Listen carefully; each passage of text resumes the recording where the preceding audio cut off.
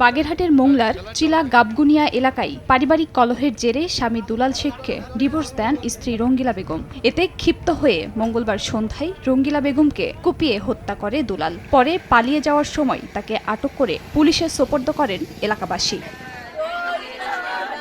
এদিকে ধামরাইয়ে পারিবারিক কলহের জেরে স্বামী বদর উদ্দিনকে ডিভোর্স দেন গৃহবধূ পিঙ্কি আক্তার। এতে ক্ষিপ্ত হয়ে তাকে কুপিয়ে হত্যা করে স্বামী বদর উদ্দিন। পরে বিষ পানে আত্মহত্যার চেষ্টা করে সে। গুরুতর অবস্থায় তাকে উদ্ধার করে হাসপাতালে নিলে মৃত ঘোষণা করেন চিকিৎসক। নেত্রকোনার কেন্দুয়া উপজেলার দুল্লি সেতুর পাশে সিএনজি অটোরিকশা চালক নুরুজ্জামালের মরদেহ দেখতে পান স্থানীয়রা। খবর পেয়ে ঘটনাস্থল থেকে নিহতের লাশ উদ্ধার করে হাসপাতালের মর্গে পাঠায় পুলিশ।